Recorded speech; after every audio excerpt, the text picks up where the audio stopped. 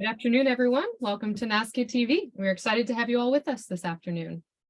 As you're dialing in, please take a moment to rename yourself and include your state or company name so that we know who's all with us on today's webinar. If you have a second, also drop your information into the chat. We'd love for you all to be able to connect with each other, and we'd love to connect with you from NASCA as well. Welcome to today's conversation around NASCA's signature research project in collaboration with McKinsey Company. Today, we will be discussing bridging the talent gap in state government, a concern that is certainly top of mind for many chief administrators. I'm Kathleen Kelly, the research manager here at NASCA. We're thrilled to have you all with us today to have this conversation that is an important issue for state government. Before we start, just a few reminders. Today's webinar is being recorded and will be available up on NASCA's Knowledge Center along with the research report in just a few days. During today's webinar, also, we invite you to submit any questions or comments using the chat and/or the Q&A feature. So either one will work. We'd love to hear from you throughout. So please don't hesitate to put comments, questions in that chat and Q&A feature. Again, we're thrilled to have you all today to NASCA TV. Welcome in to NASCA's signature research webinar on bridging talent gaps, a post-pandemic priority for state CAOs. Today's presentation and conversation will explore key takeaways from the new NASCA report in collaboration with McKinsey Company. We're excited to share this data with you, share the results of this research, and engage together around bridging talent gaps in state government. I would like to introduce Samir Chowdhury, who's a partner with McKinsey and has been a key player on this research effort. Samir and his team will present the data and key findings from the report. His team will also provide insights on the latest trends and promising practices in talent management. Samir, thank you so much for being with us today and for your leadership on this wonderful research project. I'll kick it over to you and your team. Thank you, Kathleen. Hi, everyone. Thank you for joining the session and carving out time from your busy schedules.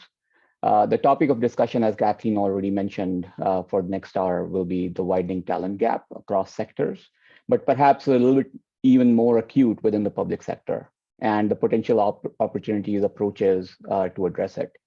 Most of what we will cover today is based on a research study, as Kathleen mentioned, that we had undertaken in partnership with NASCA. We hope that you will find this helpful. Our aim is to make the session interactive, so please feel free to ask questions, offer thoughts, comments as we go along. Before we launch into the session, let's go through a quick introduction to our team of speakers for the session. My name is Samir Chowdhury, a partner in McKinsey's public sector practice. Most of my work is in the operations and technology space, and I'm looking forward to the conversation today. I'll pass it over to Drew. Thanks very much, Samir. I'm Drew Urban. I'm a partner out of our St. Louis office. It's fantastic to be able to engage again with NASCA with long history. Previously, it served as the chief operating officer of the state of Missouri, so benefited greatly from these kinds of exchanges, and it's wonderful to be a participant in another of these experiences on this critical topic. I'll kick it over to Richard, who helped lead the effort. Hi, everyone. I'm Richard Choi, an associate partner out of Chicago. I lead a lot of our efforts in state and local government, specifically around the topic that we'll be discussing today. I've had the pleasure of meeting some of you, I believe, in the Tennessee workshop earlier last year, and looking forward to having further discussions. Can I pass it over to Angela next? Good afternoon, everybody. My name is Angela Sinistera Woods. I'm an associate partner out of McKinsey's Miami office, and I lead a lot of our work in the public sector, a lot with federal sector and some state and local and social sector as well. From a function perspective, I do a ton of work in talent, so this topic is near and dear to my heart. Part of talent is diversity, equity, inclusion, and accessibility, and I lead some of that work for our federal sector. And I also do work in digital and analytics. So excited to be with you all today, and thank you for making the time for this. Thank you, Angela. With the introductions, let's get into it. We always want to start sessions by asking the most important questions up front. So here's the first one. How do you feel about your NCAA basketball brackets?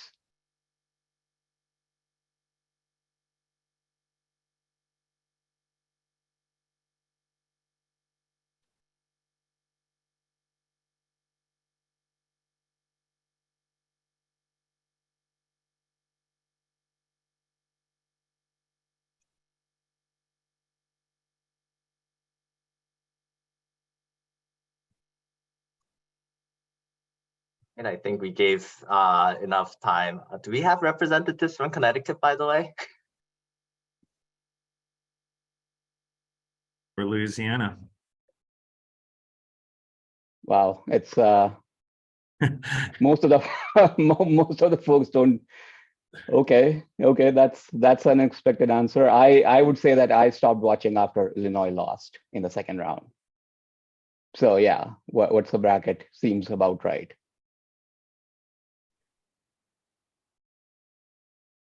Okay, so look, let's come back to the topic of the session. Let's start with this one. How critical is bridging the talent gap for your state? Would love to hear your thoughts. We have heard a little bit based on the interviews that we done during the research study, but would love to hear from the group overall.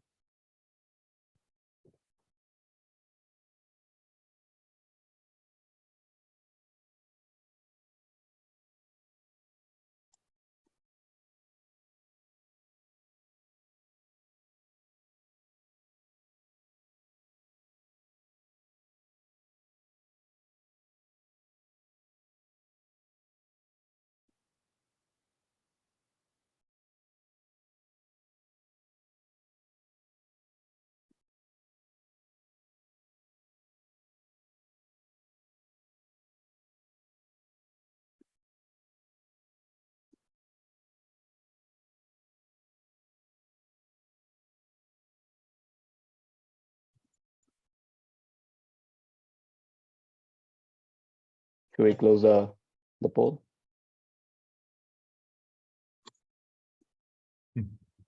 Okay, so large majority has this among their top 3 priorities. So look, given it is a top priority for quite a few, and for a large majority among the top 3 priorities, let's go through the agenda for the session, which is largely focused on talking about the talent gap and the approaches, opportunities that exist. So what we're planning to do today is we'll go through a quick context setting for the research study that we conducted with NASCA on this topic and the methodology that we used. If you can switch to the next slide, Madison. So that's the first, just go through the introduction and context for the research study, the details of that and how we conducted the study. And then based on the findings from the study, we'll go through some best practices, actions for all of you to consider within your states. We'll go through a brief discussion on some potential next steps for you to take into account. And then at the end, we'll have time for questions and answers. But like I said earlier, let's not wait to ask your questions. You feel free to interrupt us as we are going through the session and ask your questions as we go along. With that, I'll pass it over to Drew to talk about the study methodology and set a little bit more context. Awesome. Thanks very much, Samir. As the polling highlighted, the vast majority of you consider this a top 3 priority.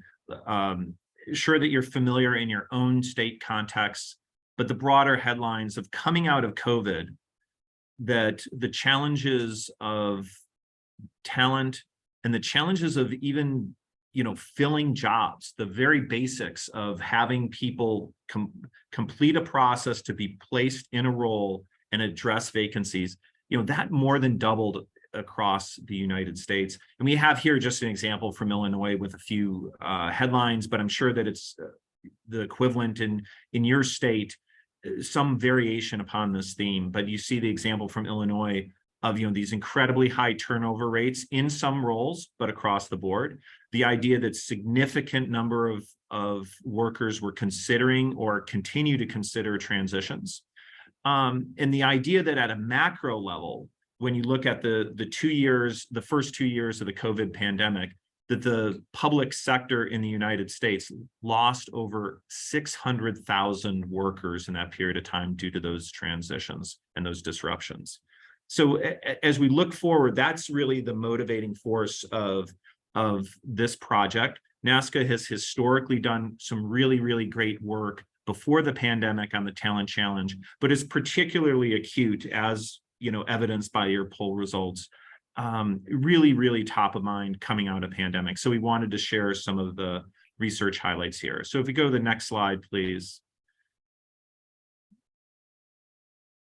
And this is just the methodology here. And it is a mix of quantitative and qualitative.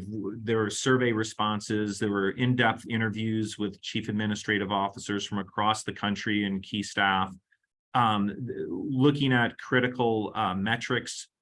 And also, as Richard highlighted in the introduction, Richard and I helped lead a live workshop of probably some of you on the line right now are your colleagues that was in Nashville last November to get both quantitative but also qualitative in-depth insights and conversation in an earlier draft. So that's the methodology that we employed here, both qualitative and quantitative. Next slide, please. And what we wanted to highlight today is that, you know, as you conceive of the challenge of addressing the talent management challenges and seizing the opportunities, it shouldn't just be viewed in a negative way. There are also positive opportunities, and we'll touch upon some of that today. But what we really focus this research effort on is on the left-hand part of the slide, on that Horizon 1, which is attracting and retaining talent, and also getting at that question of where is the public sector uniquely positioned to compete and win for the war for talent? We all know that this is a very disrupted labor market, still is, across private sector, public sector, nonprofit. And so one of those animating questions is, where actually is, you know, state and local government, but primarily state government, where is it advantaged in these competitions? But it is also worth considering that as you look forward, this is only the near-term challenge that we're focusing on today. There's also the broader, how would you redesign recruiting and hiring and embed a new operating model to make this longer term and embed that as a longer term solution. And then you can even imagine, and some states have been pushing all the way to kind of Horizon 3, which is really a broad end-to-end transformation that may be including such things as strategic workforce planning, not just filling the roles of today, but imagining what those roles and responsibilities and positions and skills are, not just now, but in the future, and how to fill them. And such things also as revamping performance management and other elements related to talent management to ensure that the state governments can be competitive in recruiting, retaining, and developing the leaders of today and tomorrow. So, but we're focusing on the left-hand part of this in this endeavor. I'm going to hand it over to Richard to really dive into the details and look forward to the dialogue that's to come. Richard? Thank you, Drew. As Drew mentioned, we've, over the course of this research, heard from many of you that there is an immediate need for bridging the talent gap. So instead of going through, Madison, could we go to the next page? All right. So instead of opening up to the holistic set of comprehensive levers, on this research, we've really tried to focus on what are the near-term tactical things that state government can focus on to address the near-term issues. First and foremost, on today's call, we'll share examples of how states are currently exploring ways to expand their talent pipeline. Second, we'll then share our findings from a broader McKinsey research on the Great Attrition and Talent Attraction surveys. And that will highlight some of the reasons that government employees consider when it comes to staying or leaving their roles. We'll then contrast that with what the states today are focused on and discuss potential opportunities to further sharpen the EVPs. Third, we'll walk you through an example of a state agency and how it was able to redesign its hiring and onboarding processes to have immediate near-term impact on the talent gaps. And last but not least, we'll then introduce you to a way states can organize itself across multiple functions and agencies to effectively coordinate the multitude of tasks required to bridge the near-term talent gap. And within McKinsey, we internally call this the talent win room. But if you have better names, we're always open to it. So please start adding those into the chats. Madison, let's go to the next page and open up the poll. So first, before we really get started, I wanted to get everyone's input in terms of what you are focusing on today. We ran a very similar survey to this during the research itself, and just wanted to level set with the audience. Are we seeing anything different? And should we give 5 more seconds? All right. Madison, can we see the results?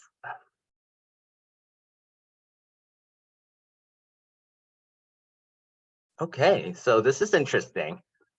Expanding the talent pipeline and the employee value propositions are clearly two areas that we've consistently heard throughout the research. One surprising thing I'll just recap here is the third one around the streaming of processes and candidate experience. I do want to mention that in our research, we actually had not heard from a lot of the states that they are focusing on this. So it's actually great to see that there is a broader audience out here who are thinking about it today and would love to discuss further some of these topics. Cool. Let's go to the next page. All right. So we'll start with the first topic around expanding the talent gap here. First, when we started exploring this, what we saw was that a clear way of talent expansion was from a geographic perspective. And what you're here seeing is that prior to the pandemic, the focus of states had been on some of the state capital areas and metropolitan city areas where there was a focused effort to go out, expand, look for talent. If you go to the next set, Madison, what we learned through the research, however, is that post-pandemic, as states started realizing that there were virtual options out there were other hybrid working models out there. Survey indicated that states have started exploring new geographies, mainly into the metropolitan areas and non-metropolitan areas outside of the state capitals. One thing to note is that we did not see any states indicating a focused effort to recruit outside of the state. But when we were conducting the interviews, we did hear from many of the CAOs that they are taking a strategic look into specific roles, such as more of the technical engineering talent pools. And for those specific roles are actually expanding out to outside of state. So there may be changes that may have happened even after some of our surveys were run. So, but one thing I just wanted to highlight is that many of the states are reviewing their priority talent pools from a geographic standpoint and are evolving that to meet the new talent pools that are out there. So let's go to the next page. We'll talk about a specific example of how that is being done in a particular state. So in this particular state, like many others, the focus of talent had been in state capital prior to the pandemic.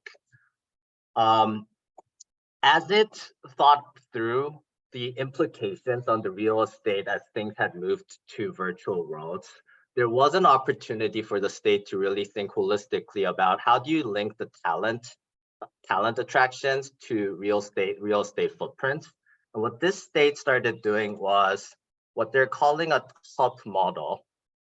It is linking how linking the footprint of talent access to where the geographical footprints are, and is strategically expanding some of its office spaces and footprints to non-capital areas, and having a concerted recruiting focus in those regions. So there's clearly a linkage that the CAO roles can run, especially in states where the Department of General Services or administrations have oversight of both the HR function as well as the real estate and footprint, the facilities functions. And so there's a clear opportunity here in terms of taking a step back, looking at the overall footprint. How do we optimize not just the real estate, but the talent, and thereby expand some of our geographic focus?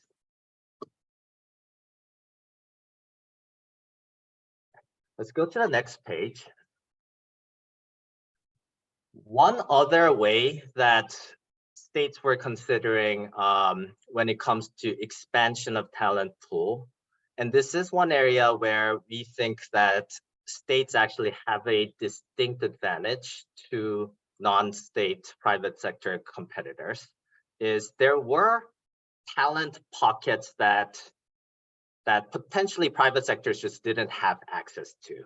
So one example is the pilot program that a CAO organization ran with the Department of Corrections within the state, where they partnered with the DOC to upskill and train some of the inmates for select state jobs, and we're actively promoting those roles coming out of their time served. Another example was, and we've heard this from a couple of different states and counties, given the large influx of refugees, and I'm not just talking about the southern borders, but more broadly from places like Ukraine and Afghanistan earlier, there was a recognition that government representatives often played the role of initial contacts to these refugees. And there was a recognition that there is an opportunity to strategically target and introduce certain roles and opportunities to this influx of population. So while this wasn't a widespread phenomenon, there was a recognition and a effort to try and explore that avenue. And then lastly, I think this is something that one of the states is considering today. It's a recognition that the state, the broader concept of the state, especially in the labor agencies that has the vocational trainings, the unemployment insurance, etc., the state sits on a massive database of essentially resumes of people who are unemployed. And by creating collaborations of information sharing between the labor agencies and the state agencies that are looking for people to hire, there is an ongoing effort to try and link those two together to conduct targeted focused talent outreaches. So again, like these are just 3 examples of what we've heard during interviews, but as you think through from your role within the state, what are the different types of databases, connections, touch points that state government has that is unique and not accessible to private sectors? You may find creative solutions or small pockets of talent that only you have access to. Right.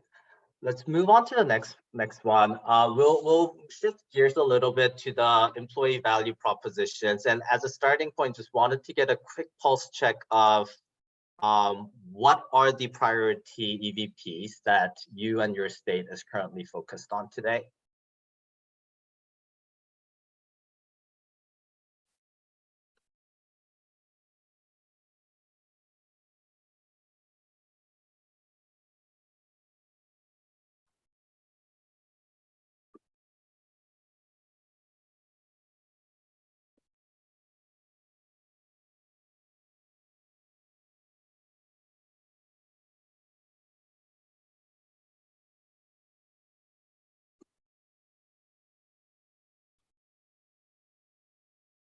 Right, I'll give 5 more seconds.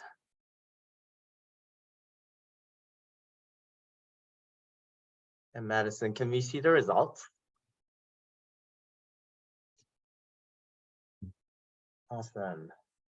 Right, so it seems very well distributed with career development, compensation, and meaningful work being the top 3 areas.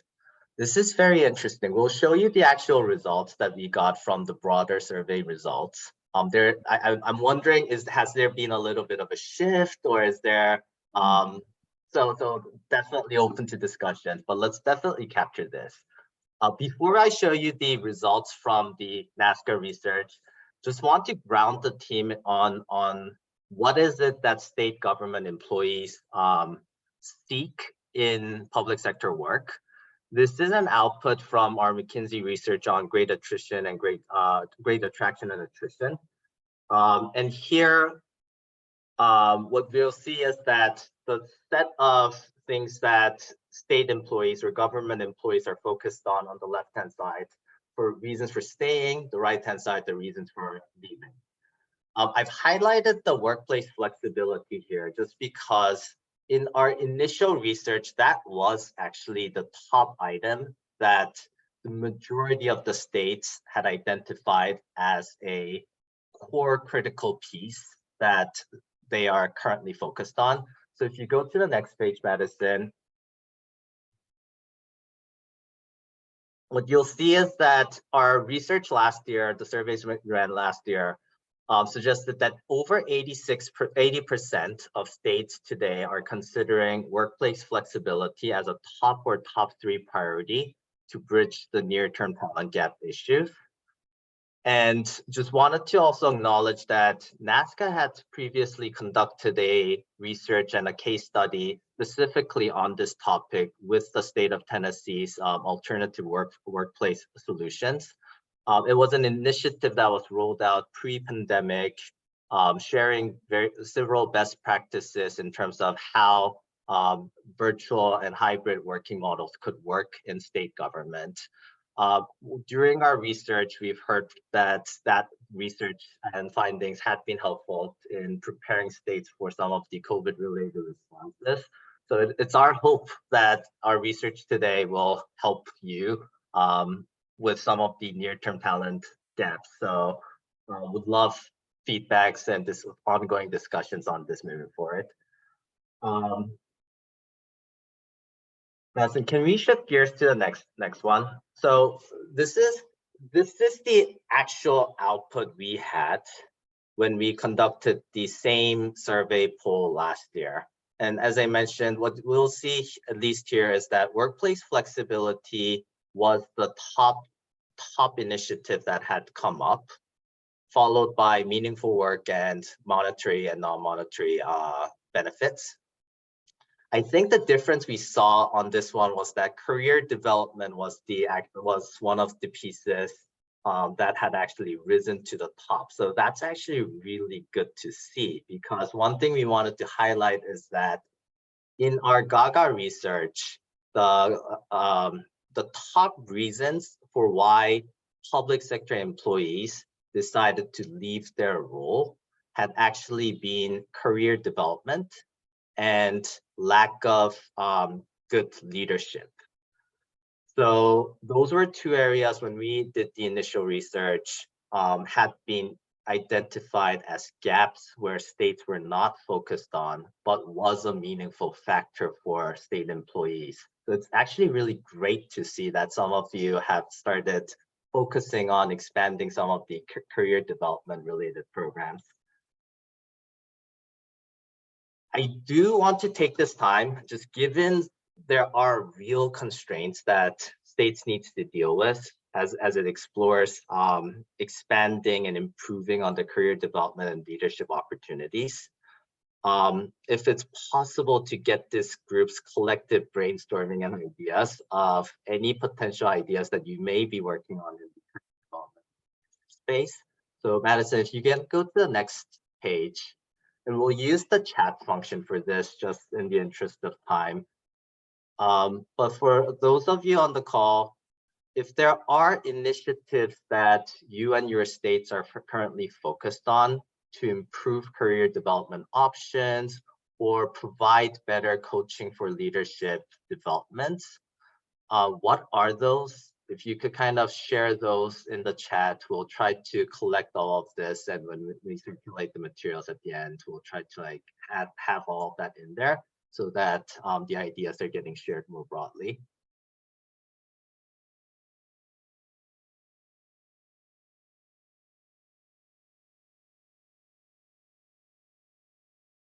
Okay. Now let's switch gears to our third levers that we had talked about.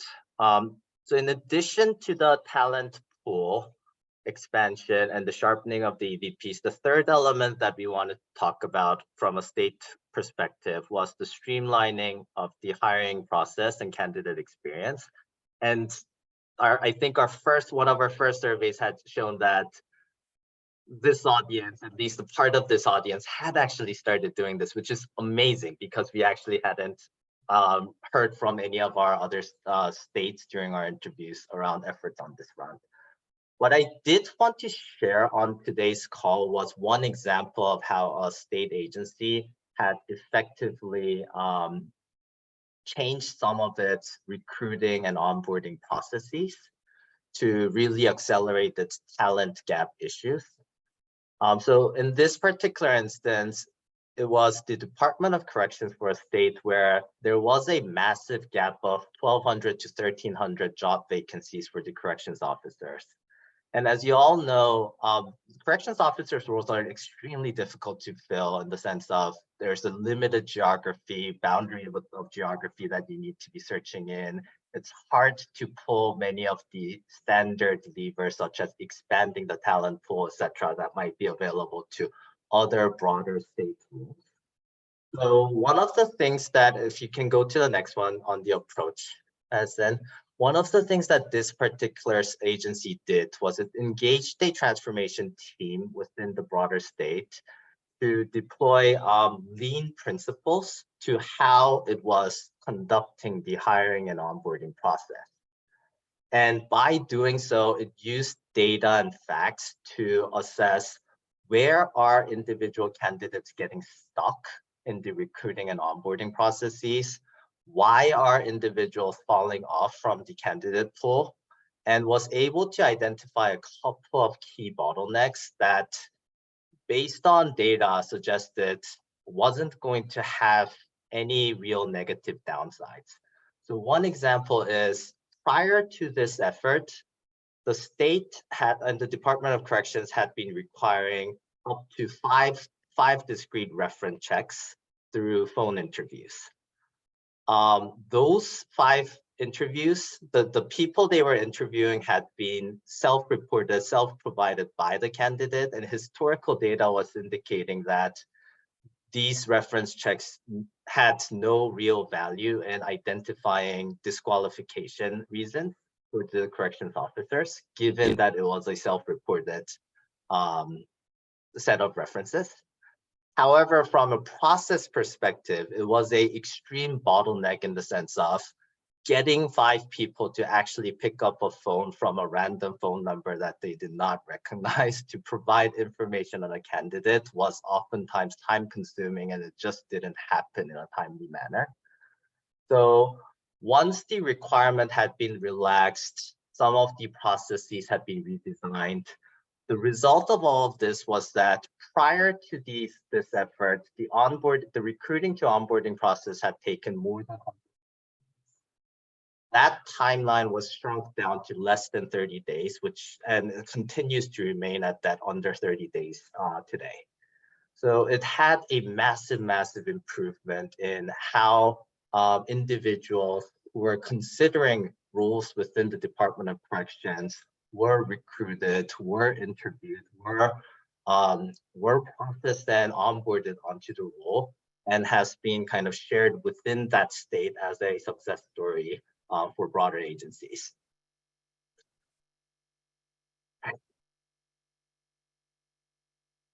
I'll toss it over to Angela to kind of walk us through the next steps around how states can get organized around this. Absolutely. So I wanted to introduce or reintroduce the notion of a talent win room.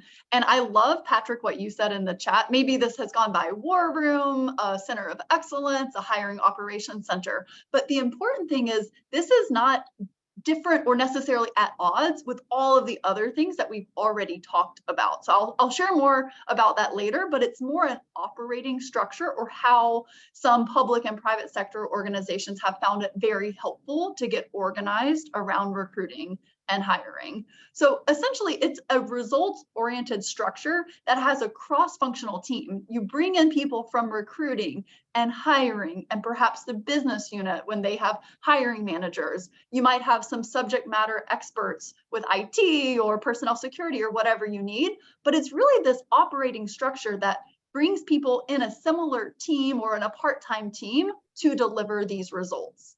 And so again, it's not at odds with all of the other things we've already talked about. Sometimes win rooms will say, hey, the most important thing we need to do is sharpen our employee value proposition.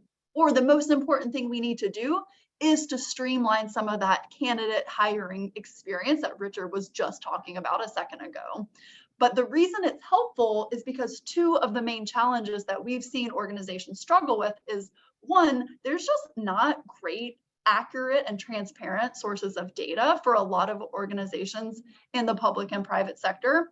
So this brings it all together and makes that really easy to follow and know where you're standing on hiring for actuals versus the plan, and perhaps even for a bit more detail, where are we getting bottlenecked in the process? So that's challenge one that it addresses. And the challenge two that I would highlight is, in many organizations, there are so many great people working on hiring, but they might be doing it in silos. So how can we think about bringing people together in these cross-functional teams? And really, it's a better experience for candidates, and it's a better experience for the people in the organization doing the hiring. Perhaps we can minimize the handoffs, or two people have to approve the same thing. So this operating structure is just a good way of organizing and getting everyone on the same page. The last thing I'll say before I share with you a case example of where it's been executed successfully is, we call it a data-enabled talent win room because, one, like I mentioned, having that data transparency is so critical. But two, it has this kind of notion of a digital and analytics flavor, because when it operates at its best, you can operate in an agile manner. And that's probably a term many of you are familiar with, but essentially I think about it like the talent win room identifies, here are my bottlenecks, or here are my problems with hiring right now. I can't tackle them all at once, but let me pick a few. Let me design some interventions. Don't go do those. Let's try it out. It doesn't have to be forever, but try it for a couple of weeks, see how we're improving, and then we can continue them or add new initiatives, and kind of be really agile and iterative is probably a better word for that. So let me share the case example. This has been implemented very successfully at a federal civilian agency. And the context is, the agency just hasn't been able to keep pace with what the hiring needs wish to be, given budget constraints, capacity constraints, all of the things that I'm sure many of you feel all too real. But in this fiscal year, they're being asked to do even more. They need to hire even more. So they wanted to take a new approach. And I'll share with you the approach, which is essentially this talent win room. If you can forward it, thank you, Madison. For them, they hadn't yet had a hiring plan by quarter or a hiring plan that was more business backed at all. They kind of had operated from, well, what can our human capacity organization do? And then we'll tell the business units, we can do this much. So they're trying to kind of shift that around and say, what do we need to hire? And let's try to do that. So we have this single source of truth that compares actual hiring to plan. They're able to kind of dig in and see the bottlenecks and then address those, because they have that cross-functional team that we were just talking about. They kind of have the best of the best operating in one team. They might not sit, physically in the same room. They might not sit reporting lines in the same kind of part of the organization, but they're operating as one team to deliver on this ambitious hiring goal that they have as an organization. So if you just progress one more time, Madison, this organization is in process of doing this for this fiscal year, but already they're seeing really great results, hiring much more than they did in the prior year, much faster than they had done before they stood up this talent win room. And they're really proud of kind of having this transparency in the data and having these projects that are showing real results that are benefiting both the organization and then the candidates who are coming in. And right now we're talking about recruiting and hiring, but of course it comes full circle. A better candidate experience already sets a tone for, a better employee experience and hopefully more likely to stay. So I know this kind of talent win room is a kind of funny term, but it's really bringing some of the things we just talked about together in an operating structure to deliver these results. Okay. And Drew, I think you might be on mute, but I will pass to you to kind of close us before Q&A. Absolutely. Thanks very much, Angela. That was fantastic. And first of all, I want to express appreciation from all four of us for everyone's attention today. Also for NASCA for the support of the process, the research, the workshops, the surveys, the conversations, the going back and forth on drafts to really make sure that this is as relevant and as pointed as possible, the research. And hopefully everyone will have an opportunity to download the report and dig into some of the details. But if you're interested in learning more, look, please do not hesitate to reach out to any of us. We're delighted to problem solve informally and to get into greater depth in terms of the research and possible solutions. So again, understand this is top of mind. Huge appreciation for the time that people have invested. It was great to see in chat some of those wonderful examples people sharing of efforts to build leadership capacity, for example. But what we'd like to do with the remaining, let's say like 18 minutes or so is open it up to, if people have specific questions or general questions, you can put them in chat, or you can say, hey, put in chat like, hey, would like to engage a little bit and share some experiences. So we're going to be looking for your questions. Everything is on the table. So huge appreciation. While people are putting some additional questions in the Q&A and in the chat, we did have a couple that came through the Q&A. So I can pose those to you guys if you'd like. Awesome.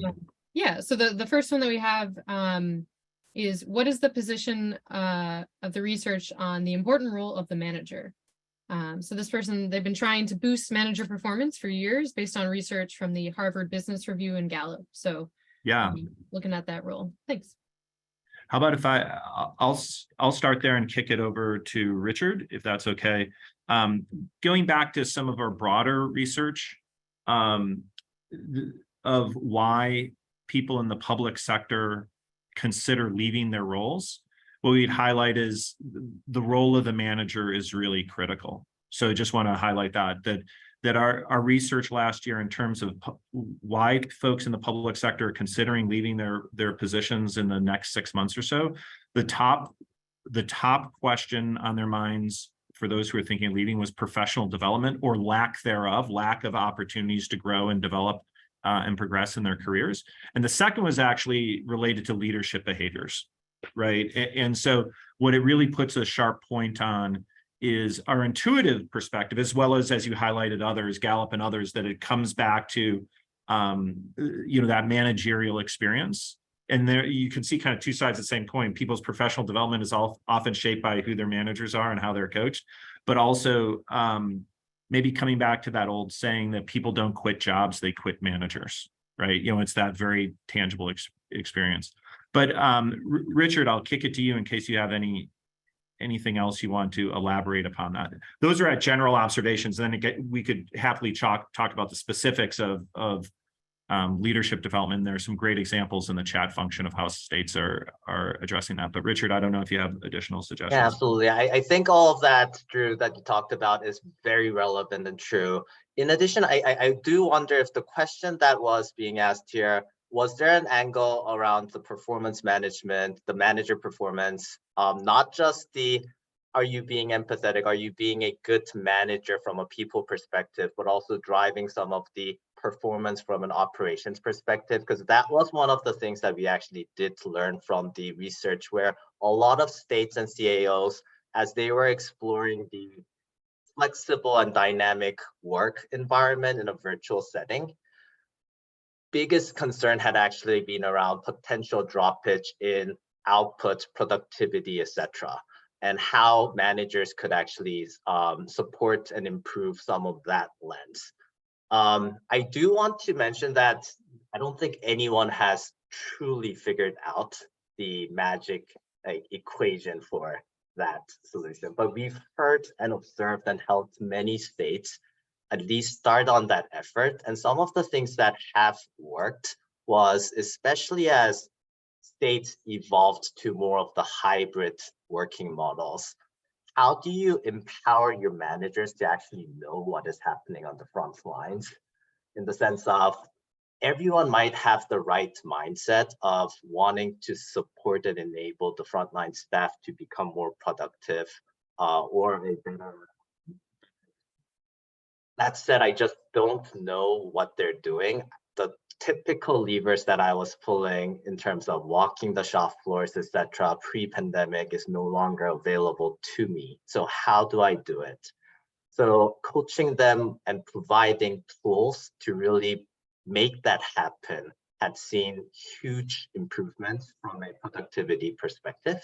So that's one thing just wanted to kind of also add on top of what Drew had mentioned about some of the pieces around having a more effective, better manager helps with the talent retention, talent attraction. That said, there also is a secondary question around how do you, while doing some of the changes in human capital management, ensure that the productivity is there, especially if you are evolving your workforce to a hybrid or virtual model. So that's just one thing I wanted to add in.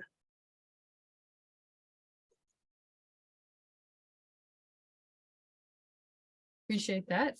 Certainly, it's an important role. And so, if you have further questions on that, don't hesitate to reach out to the McKinsey team or post in the chat. Our next question that came in is from Bob, who's surprised that compensation is the leading reason to stay. And I would agree with that, considering, kind of the areas that we're in here. So if you all wouldn't mind addressing that question, compensation is the leading reason to stay. What's up with that?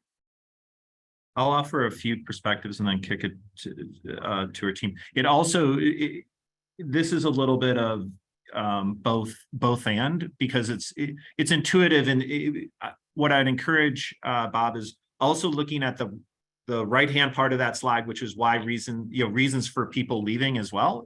Compensation appeared on both sides.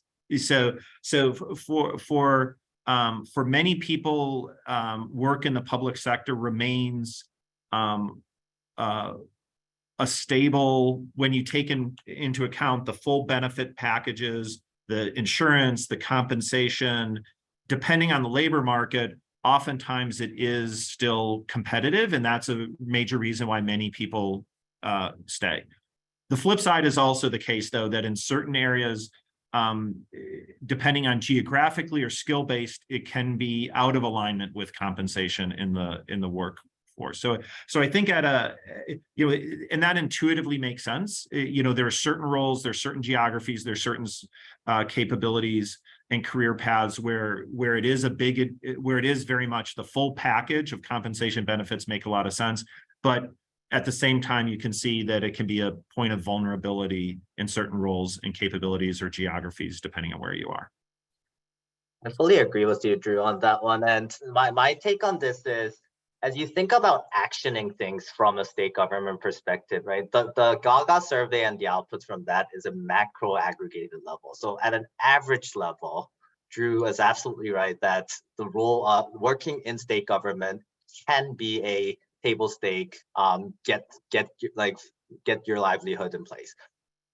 If you break down the data, and if you were to conduct the surveys and employee engagement surveys within your organizations, cut down the data into tactical, functional, skills-based, specific role types, I bet that the data will start showing discrepancies based on roles, functions, etc. So how you actually action that, the Gaga research is very much a macro aggregated research, and that's why we're seeing a pocket of the talent that's saying, I'm staying because of compensation. We also see a pocket of talent that's saying, I'm leaving because of compensation. In order to action it, the next steps for the states is to understand your specific talent pool, get that level of details and insights, and really zoom in and focus onto what matters for them. And I'll just add here, I know of one state recently having conversations with the chief administrative officer where they did independent market analysis of their competitiveness. And they actually, and the analytic results came back that actually they were competitive across many functions when you took in the total compensation. So there is also that, as Richard's suggesting, that analytic component and really understanding the local labor markets. It can be eye-opening because sometimes there's a little bit of myth busting as well, quite frankly, in some cases. where that may be relevant.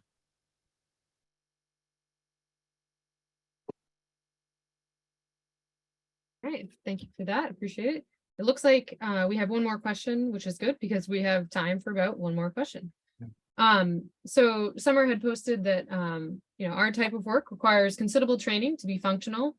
There is no training, education, certification to decrease this time 6 to 9 months for training. Struggle is the difficulty of your time needed to be fully functional versus how long you can retain them. I think this is certainly an issue that a lot of folks experience as well. Once they are fully trained, they are highly marketable for better paying positions. So have you seen any examples like this? Do you have any ideas about how to address this? Thanks. Again, I'll kick off with a couple and kick it over to my colleagues. So first of all, Summer, thanks for the question. I think it's this variations upon this theme, I think everyone encounters. And so I think this is great to frame it up.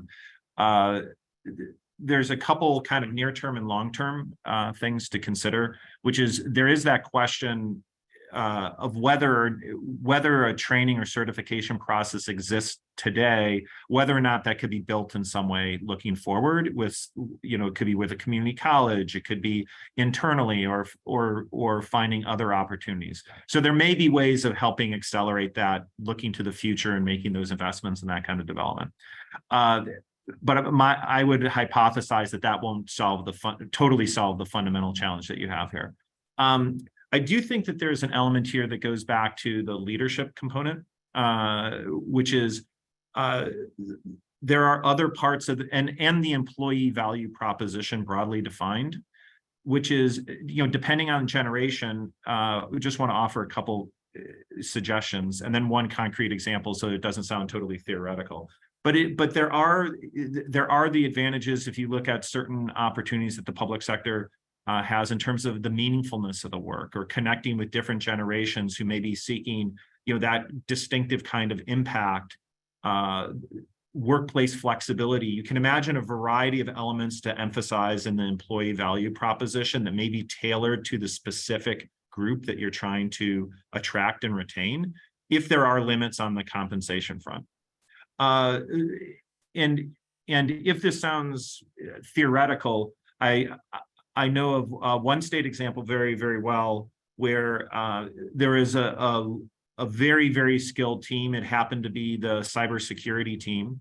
And every single person in that was highly skilled, highly experienced, but the value proposition that for them was the leadership, the camaraderie, the sense of mission. They had fun, they had a distinctive identity.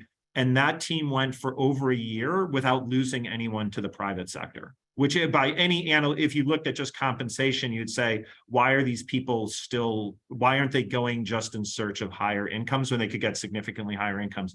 So it came back to those factors that I just outlined of a sense of mission, but also the environment, and quite frankly, also the environment that leadership, and this comes back to that investing in leadership skills and capabilities, that can create the environment where people feel that they can deliver their sense of mission. What I would just say is, hey, public sector usually can't compete on comp.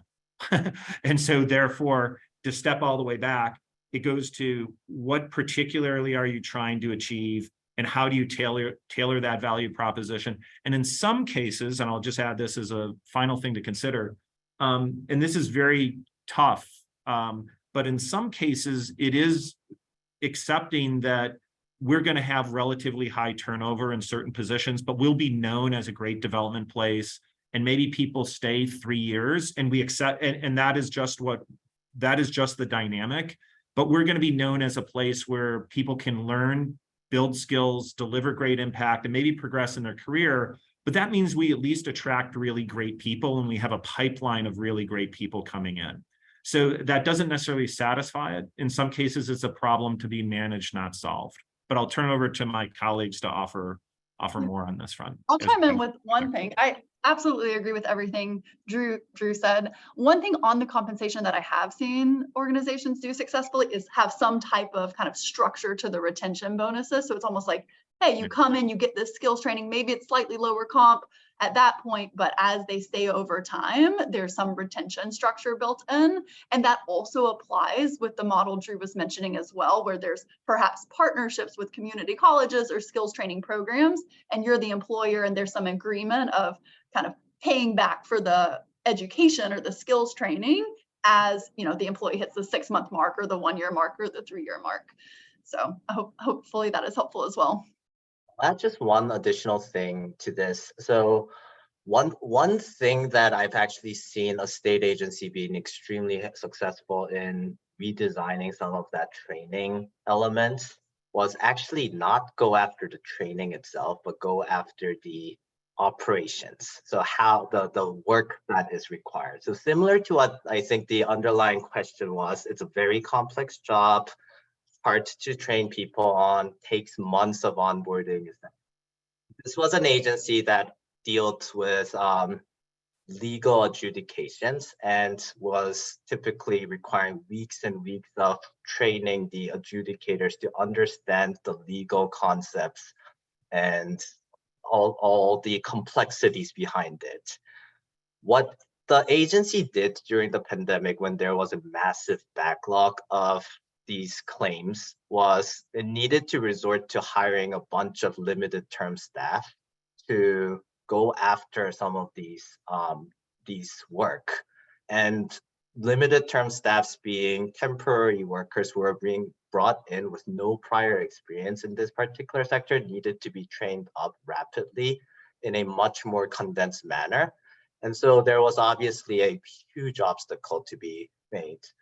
The approach that they took was essentially, okay, let's really just simplify how we do adjudications, the core operations itself, in terms of if in the past the work was, let's get everyone to understand the legal concepts and arrive at a self-determined decision, can we actually design the workflow in a way that it becomes a simple step-by-step, logic by logic, and the adjudicator can simply say yes, no, answer questions from a step-based approach, and thereby arrive at a common answer for something that in the past was a very murky conceptual 300 pages of training materials.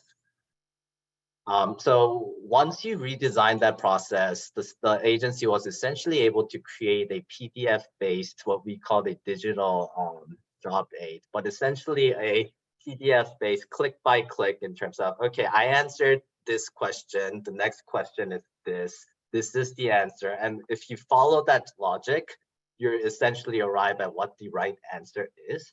And that required minimal training from an adjudicator perspective. And they were able to onboard hundreds of new people onto this role in a rapid manner and improve their capacity through the agency throughput X-folds in a matter of weeks. So it's not going to work for all roles, but one thing I would just kind of push on is if you're in a situation where it's a complex set of work, I would actually question that. I would actually challenge that. Is there a way to simplify it, standardize it in a way that you can make the 500, 300 pages of training materials and boil it down to a 30-step kind of process that everyone can adhere to in a standardized manner?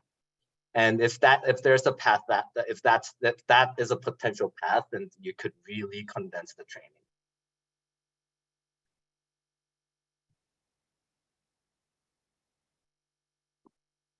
I like that, simplifying things if possible. It's always better, right?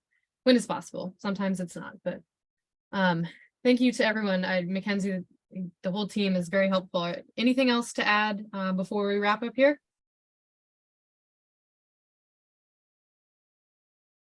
All right. Well, again, thank you to the whole team. This is a wonderful presentation, and I appreciate your hard work and your leadership on the Bridging Talent Gaps, a post-pandemic priority for state CAOs.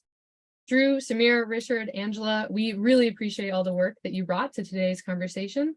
Thank you very much for your time, for your answers, for your insight. I think this has been a great discussion. I hope everyone will join us for the next NASCA TV webinar on April 19th at 3 p.m. Eastern.